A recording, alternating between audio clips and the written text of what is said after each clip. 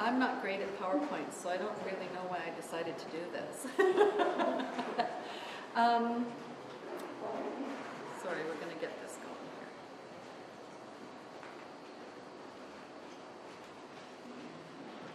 So as Fiona mentioned, I work at Access Services. My journey through my life has been kind of evolving, and I think that for most people that's quite common, that many of us have many occupations in our lifetime. I started off as a Lutheran pastor, and I remember as a child being in a Lutheran church, and I remember a young boy who came in his wheelchair to church, and he didn't come to Sunday school with me, but he was my age. And I was probably 6 or 7 years old at the time. And I asked my parents why he didn't come to Sunday school, and they just said, well, he just comes to church. And I remember saying, and what is different about him? Why is he in a wheelchair? Why does he make different sounds when he talks than I make? And years later, I realized that he was a young boy with cerebral palsy. And in those times, it was unusual for people with disabilities to be mixed into the regular schools or into regular churches. In fact, across the street from us was a church for children in the deaf community and families who were in the deaf community. And they worshipped across the street, and we were on the other side of the street, and it was always bizarre to me that that should be the way that things were working. And I remembered at a young age asking questions about that and thinking that that wasn't fair, and that wasn't the way I wanted it to be.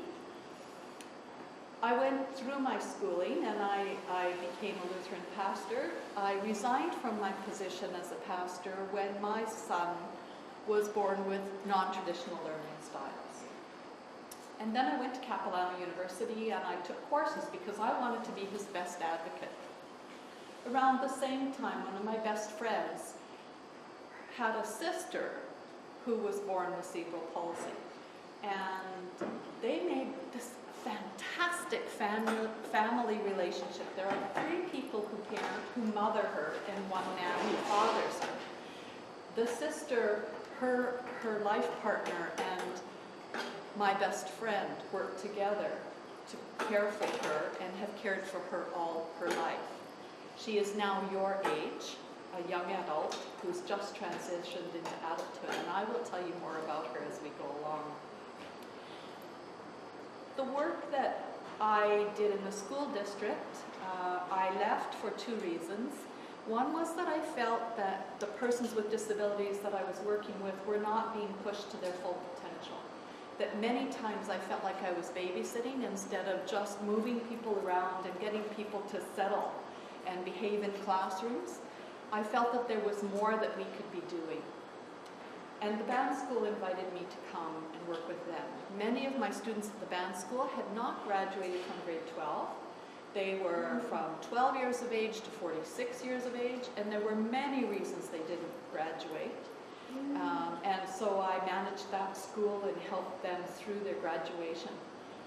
One of the participants in that program was a person with cerebral palsy, who I helped the family apply for all the CLBC funding and all of those transition things that she needed to do. So I have some familiarity with that. And before that, Jean had recommended that I go and look at a tribunal chairperson or a tribunal position where income assistance appeals are heard. And I went and did the training with Jean, actually, and then I did a number of tribunal hearings and became a chairperson for tribunals for people who had challenges to the system. So there were many kinds of challenges. We had the one that really moved me, probably most of all, was a man who had applied for progressive lens. And income assistance said, no progressive lens.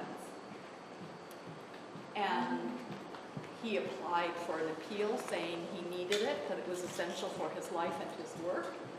And when he arrived to the tribunal hearing, I had not met him before, and there was no biographical background on his file about who he was or where he came from or what his needs were. He was a man with cerebral palsy who used his head to manage his computer, his communication devices, and he worked from home.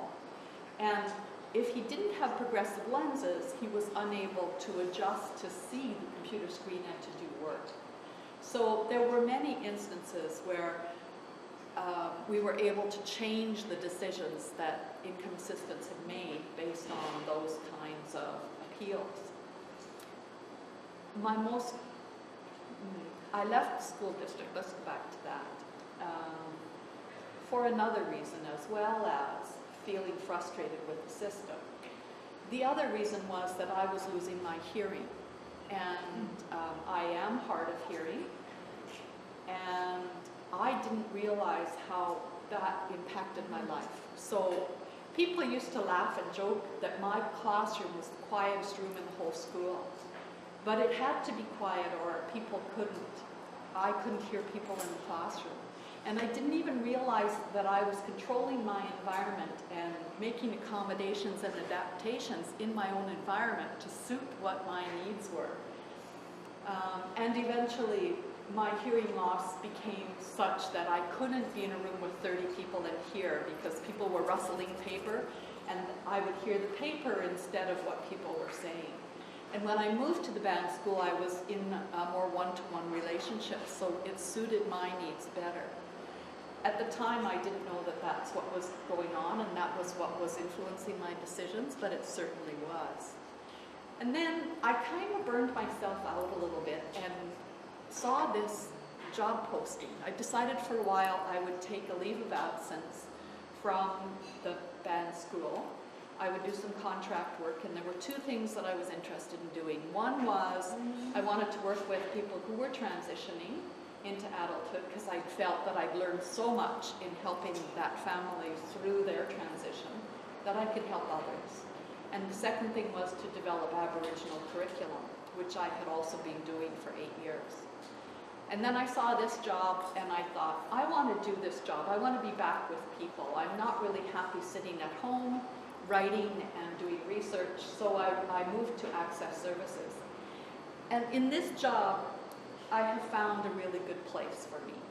It provides me with an opportunity to do advocacy for other people. It provides me with an opportunity to do education and training with the staff who I work with. It provides me with an opportunity to provide adaptive and modified and different recreational programming in the District of West Vancouver. I'm going to show you a little bit more about what I do in Access Services, partly because I want you to know what things are possible in community centres for you, what kind of support you can ask for, and that there are programs for you to participate in.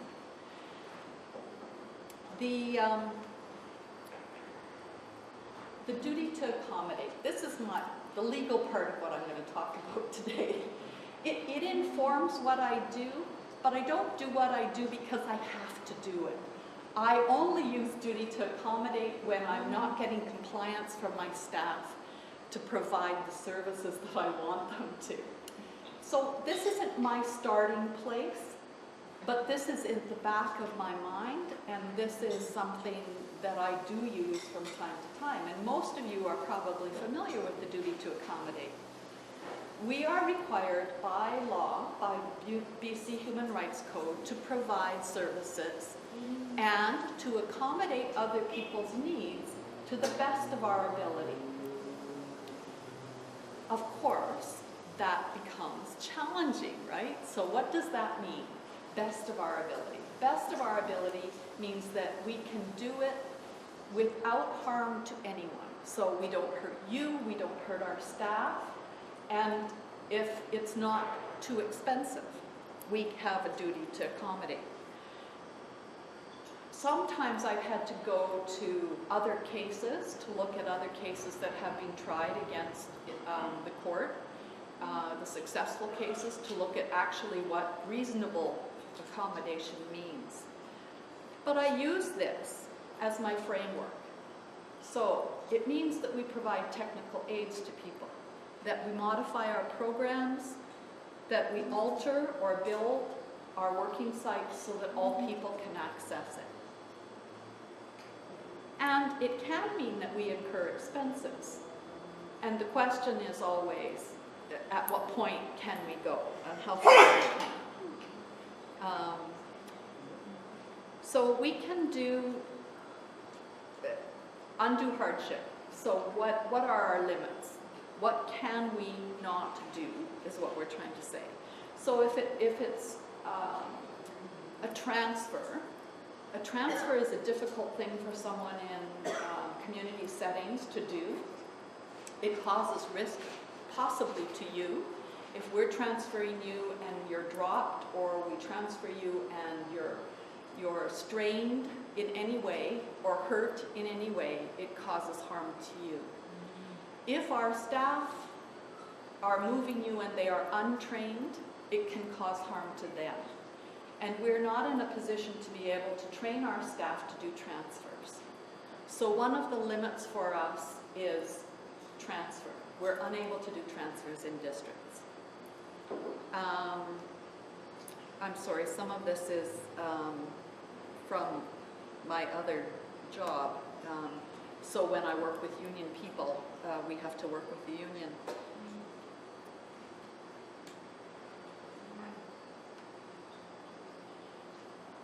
In our district, the District of West Vancouver, we find that less than 2% of the 19% of people with disabilities participate in regular organized sport.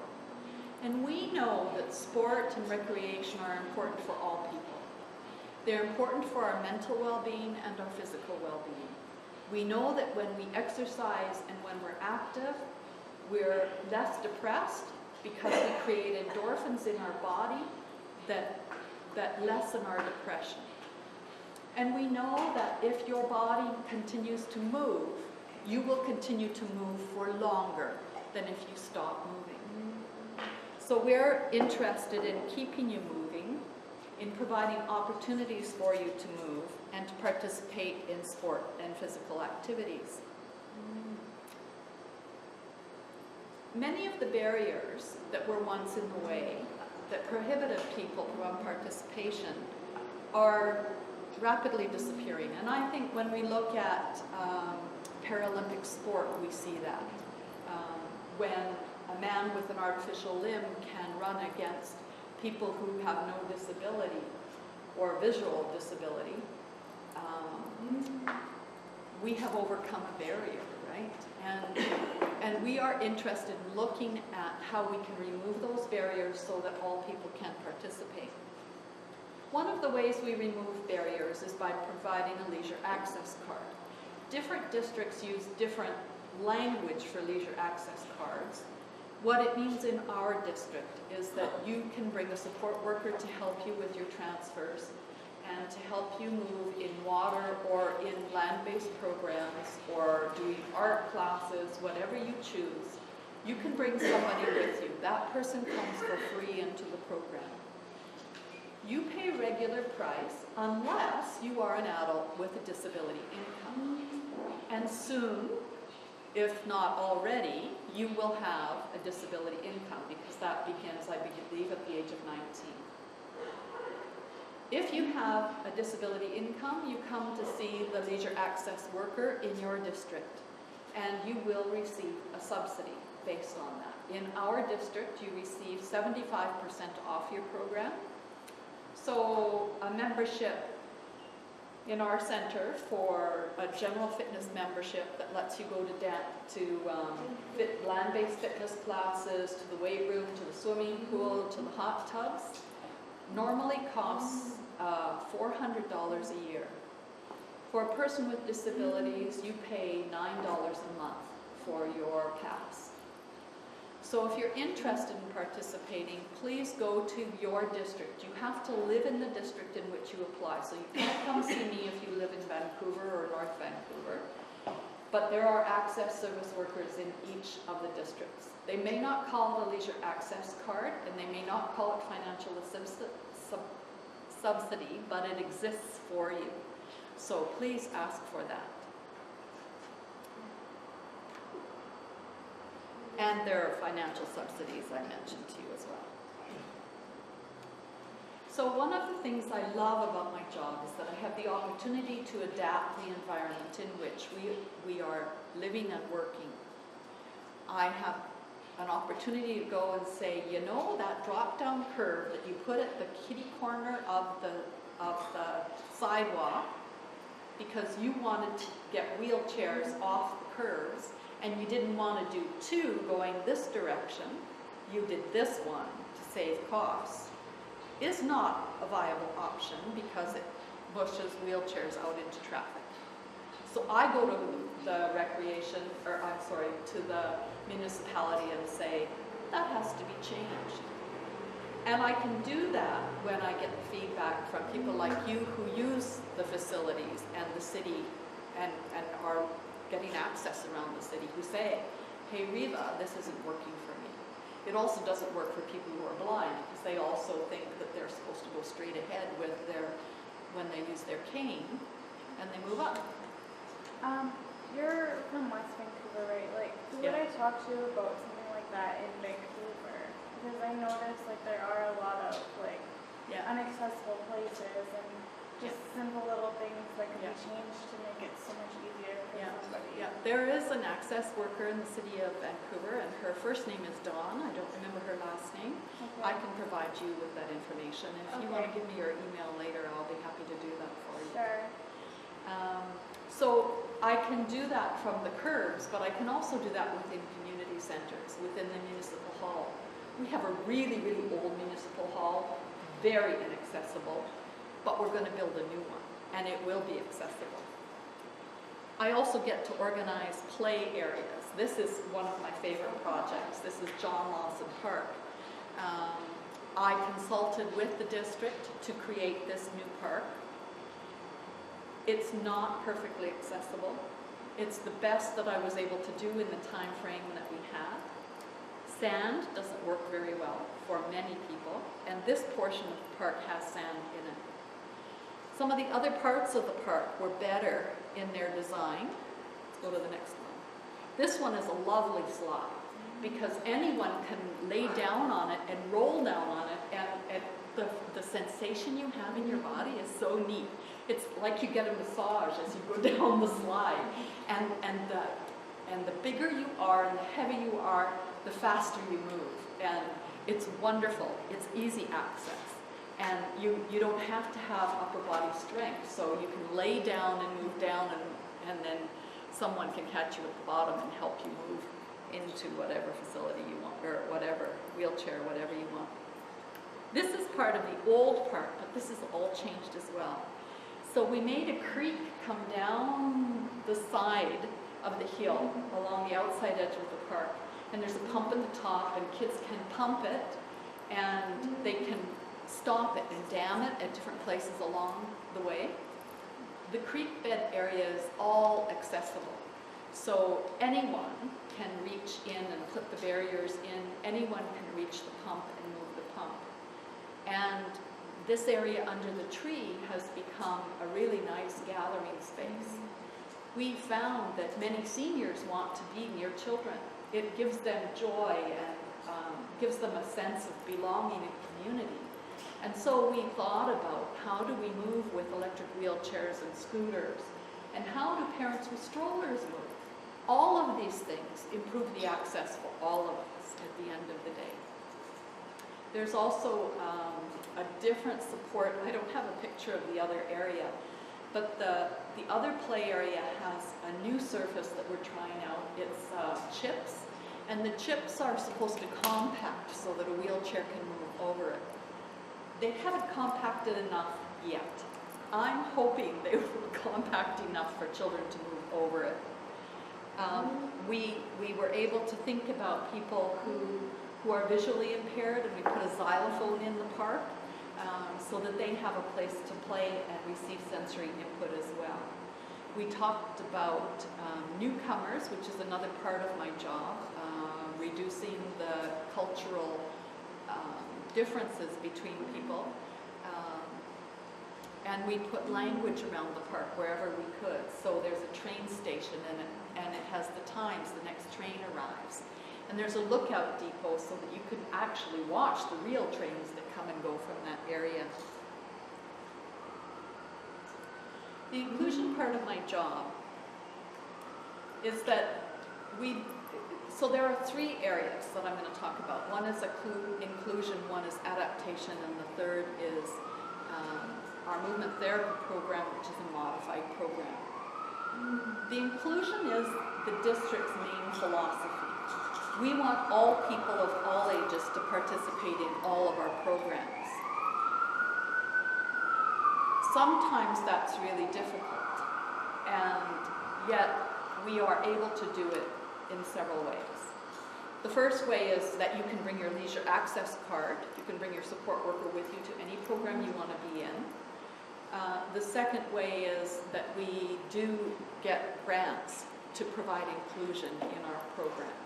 So for children right now, I'm preparing for summer inclusion programming, and we've hired university students who are interested in careers in working with people with disabilities, and they will be my summer staff, and they will work to include all children in summer day camp programs.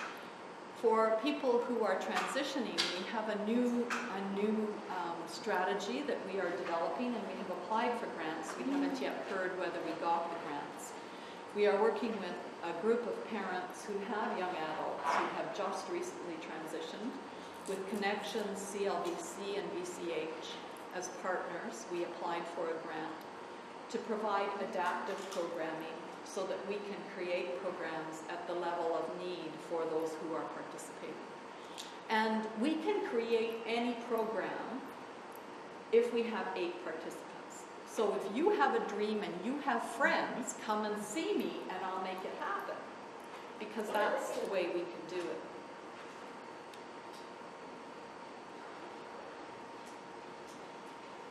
So these are common things that you know. We all differ in our ability to move. We all differ in our ability to communicate. We all differ in the way we take in and process our information and the world around us. And this range, it exists whether we call it disability or not. Even among the typical population, we see a huge range in the way people are able to do that. And we do our best to try and accommodate them.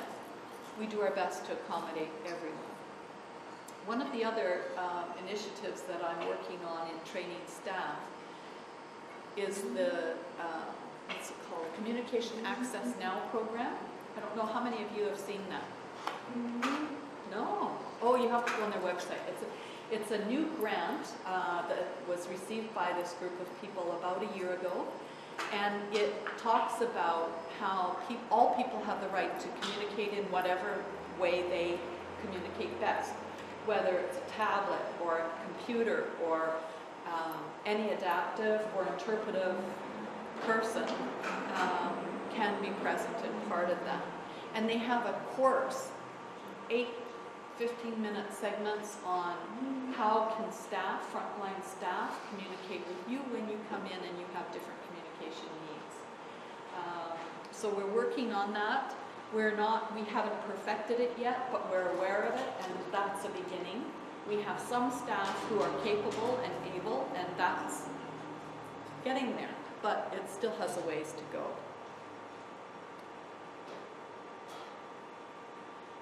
The adaptive programs we have include, we do a dance program. Everyone can come in and dance. They just drop in and they dance in whatever way they want. It's very free-form. There's music, and the music ranges from hip-hop to ballet, and people come in and dance. They just drop in and do it. People come in and skate the same way. They drop in and do it. And we provide adaptive equipment for the skating rink. We have skates with 2 blades. We have sledges. And all you need to do is give us a call and say, this is what I need, and I'll be there soon. Does your sledges actually have like blades on the bottom of the... They do have blades. Because like the ones by my house, they said it was too dangerous, so they put like rubber ends on them, and then you couldn't even use it. Oh, anyways, of course.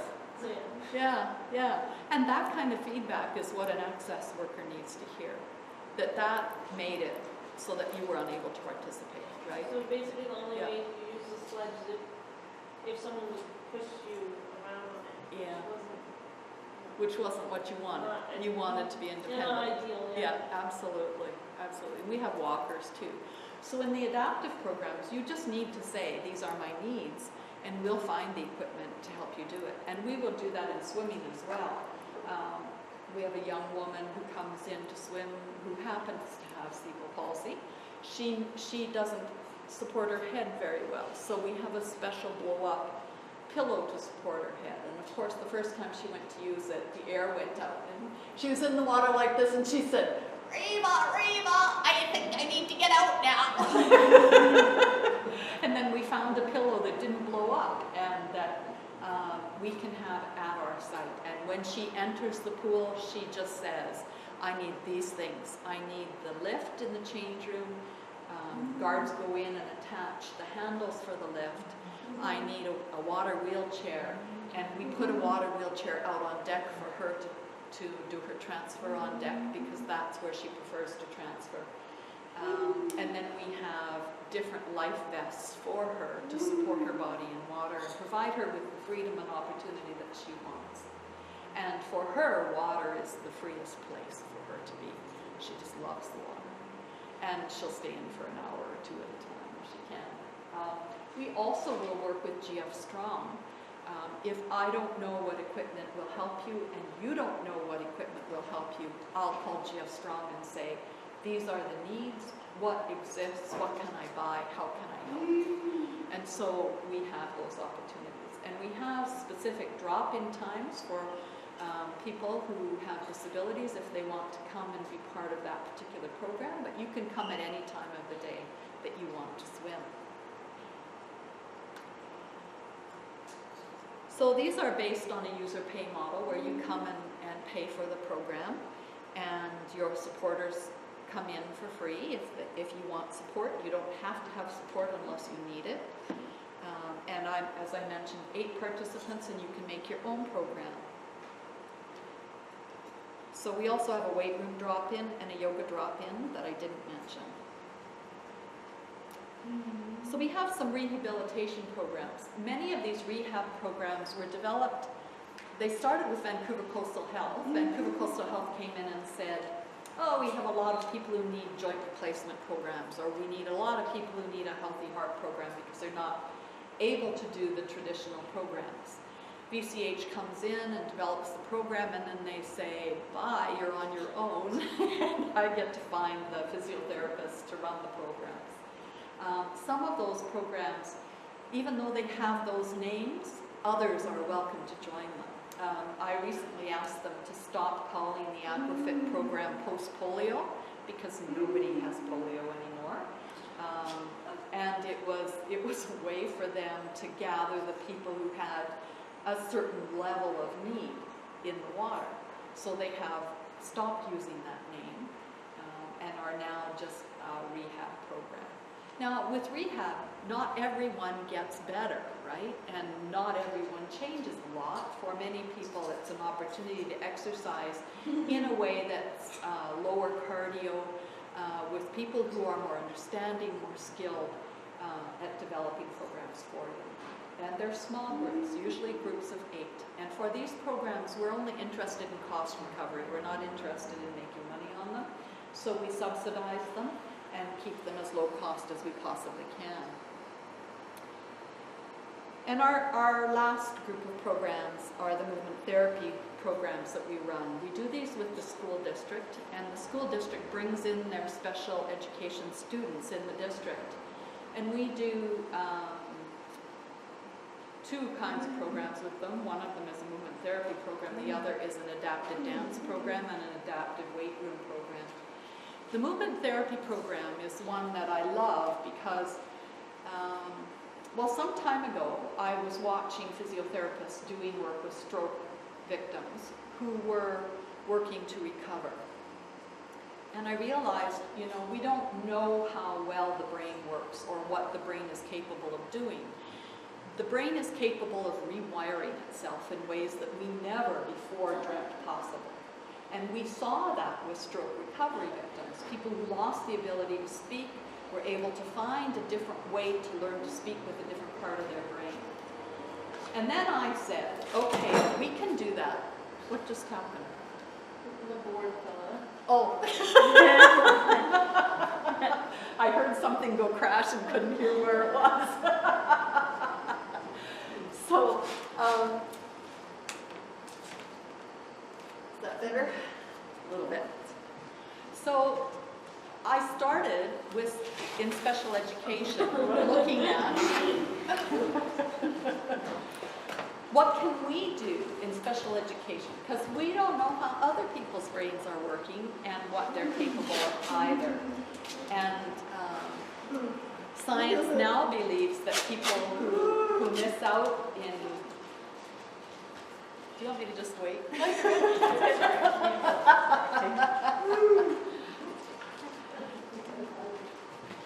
So when I worked at the band school, I started to work on this idea of challenging the brain in new and different ways. And we discovered that with kids with ADHD, we could actually begin to teach them if we could have them do something else while they were learning, to keep their mind busy and their body busy and their body moving. So we would take an ADHD kid and stand him on a balance board and then put him in front of a blackboard, and suddenly he could do math, where he couldn't focus to do math before. Suddenly he could write in a straight line, and he'd never written his name that way before. He'd always gone up the curve. I think that we need to continue to challenge our brains, and we need to continue to challenge our bodies. So with the movement therapy program, I worked with a team of people. I worked with a woman from Club Aviva in Coquitlam who does a gymnastics program called Empowering Steps. I'll show you some pictures of her later and her group. They do one-to-one work with people to do gymnastics and aquatics with people with disabilities. I worked with Vancouver Coastal Health. We're fortunate to have Vancouver Coastal Health in the building above us. So all I have to do is run upstairs and say, who are your clients? What are their needs? How can you help us? And then I can create programs together. So, and the school district gave me their physiotherapist and their occupational therapist. They volunteered their SEAs, and they volunteered to pay the transportation for all the kids in the special ed program so they could come to our programs. We created the movement therapy programs, and when someone comes in new, we establish a baseline. So we ask to have you show us how you move. We ask you questions about, did you ever crawl? Do you know how to roll over? Does it scare you to be on a balancing beam? Can you walk on a balancing beam, or are you afraid when you look down? Or do you not have the balance or the inner ear ability to walk on a balance beam? So we establish some baselines. We watch you move, and we look at how you move, and we look at what the next steps might be. What's next important for you, both in the gymnastics area and in the swimming pool. So we established a program, and we have 50 kids in the movement therapy program. We have 50 kids in aquatic therapy and 25 in the dance therapy. Another 25 in the weight room program, and this year we're starting a yoga program. In addition to the movement therapy programs we have, I'll just give you a couple of pictures here of kids in the movement therapy program. He's up a wall, by the way, on that one. So some of the partnerships, it costs a lot of money to do movement therapy programs and to do adaptive programming, which is often why, well, and it takes a lot of money to do inclusion programming too, because with inclusion programming, we need to provide a one-to-one support worker, or you need to provide a one-to-one support worker. So they're expensive options. What we've done is we've sought out partnerships with people who are interested in advancing recreational opportunities for persons with disabilities. Variety Kids Club gave us a large grant this past 2 years for our movement therapy program. Canucks Autism comes into our facility and uses our facility to provide programming. So they do one-to-one support in the water for swimming lessons. They do a soccer program and a yoga program. and I said soccer, swimming, yoga, yeah, okay. Those are only for kids with autism. And so we continue to look for other partnerships. The Empowering Steps one that you see here is another one of the partnerships. We bring their staff in to work in our movement therapy programs. And so they come and do the group program, and they stay after to do one-to-one programs. So for kids who are not, or young adults who are not yet ready to be in our group programs, the one-to-one is a great option. I mentioned Vancouver Coastal Health before, and another huge grant came from West Vancouver Community Centre Society. So this is two of the guys from Empowering Steps working with one young woman who doesn't know how to balance. So we're starting with simple things, right? She also doesn't know how to crawl, and so she is learning how to crawl and how to move. She's learning how to roll over frontwards, sideways, and backwards. And one of the mothers came to our board, to the board, to explain what their grant money had done. And she said, you know, I know you don't understand this, but my son could never cross his hands over each other. And now my son can cross his hands over. To you, that doesn't seem important. That doesn't seem exciting. But he's 14 years old, and he never learned to cross his arms over. He couldn't do that brain activity with his feet or with his hands. He couldn't jump from a high place, and now he can jump from a high place. And he can use a climbing wall. We strongly believe that everyone needs to reach their potential. And we also know what the BC Human Rights Code tells us, that we have a duty to accommodate, to create opportunity for all people to participate to the best of our ability. When I do leisure access interviews, and I do them every year with my clients, I do that for several reasons. One reason is that I like the opportunity to sit down and check in with you, to say, how's it going? What are you participating in? What do you like? What would you want to do? It also gives me a chance to say what's changed in your body this year. Are you stronger? Have you lost ability? What do you want to strengthen and work on? What are your movement goals? And then we can move forward to find what it is you need to get you to the place you want to be. It might be a water wheelchair. It might be assistive devices in the water, flotation devices. And we have adult flotation devices that don't look like little kid devices.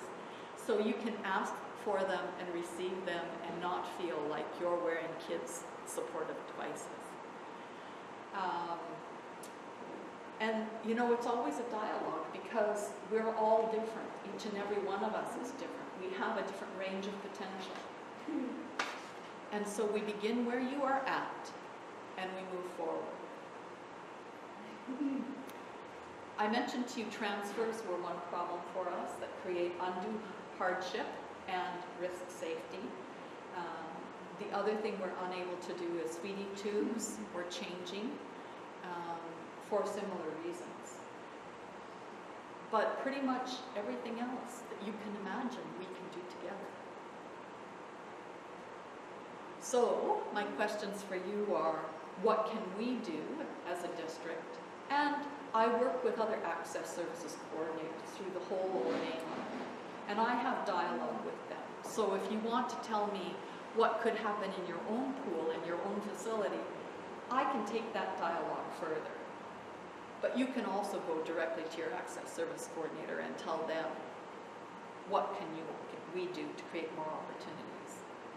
You need to be clear about what your needs are and how you need your help. And tell us what to do to help.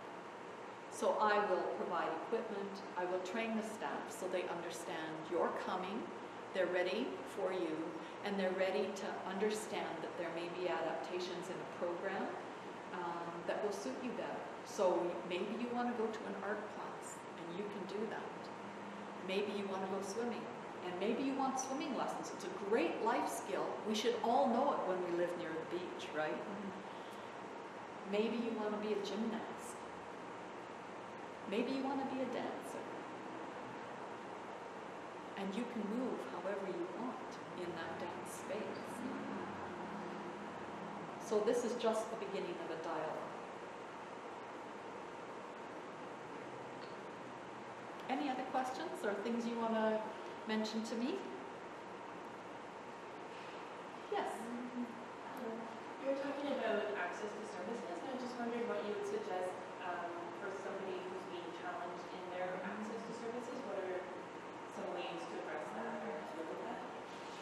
The best way is to go to the Access Services Coordinator, because they'll be the most skilled and the most trained to deal with your questions, or they will have at least resources and contacts that can help inform them about how to help you.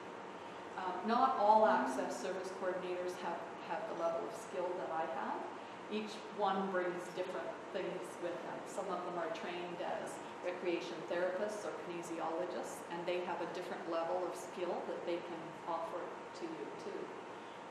So that's a good place to start, by saying, I want to participate, and finding out what other ways you can participate and what services are available to you. Vancouver has an advisory board consisting of persons with disability to advise the council on related issues. Does West Van have any? West Van does. Actually, it's an organization that oversees the whole North Shore. It's called ACDI, and I don't know what the ACDI stands for. But that's their job. Their job is to gather people with complex disabilities and a variety of disabilities to inform me about what needs to be looked at. So that's part of their responsibility. One of the challenges when I go about with them, I did a walkabout with them in the district last year, and we get to one place that was great for wheelchairs, terrible for people who are blind, or great for people who want to see fountains, but terrible for people who are hard of hearing because they can't hear over the noise of the water. So the challenge is always coming together with what would suit all of us, if possible, and where we have to compromise. And unfortunately, often we end up compromising. But we do our best to accommodate.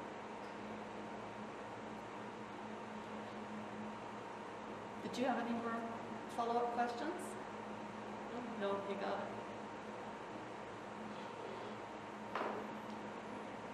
So the duty to accommodate is there to back you up. Most of the time you're not going to need to remind people that they have an obligation to accommodate you. But sometimes you do. I'll just end by telling you a little story. And Jean may know this story. My son doesn't talk much. He has a communication disorder. He doesn't particularly like being with a lot of people. He has a few close friends that appreciate him and like him. He's very intelligent. He doesn't write. He uses a computer to communicate most of the time, and loves his computer, and loves being alone.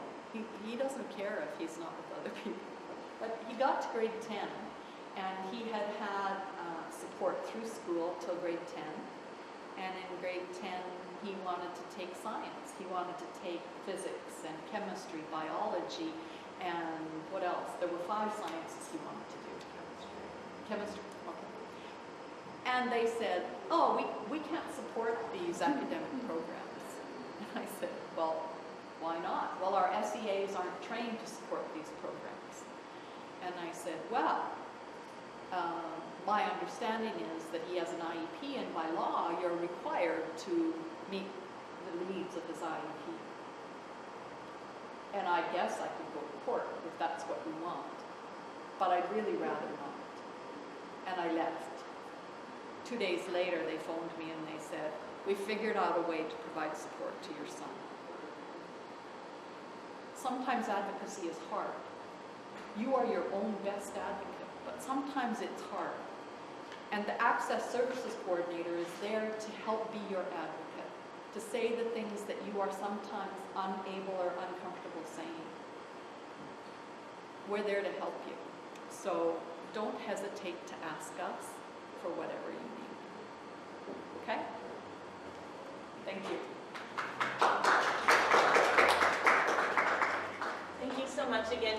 Riva Nelson for her presentation. I'm going to come around with an evaluation form.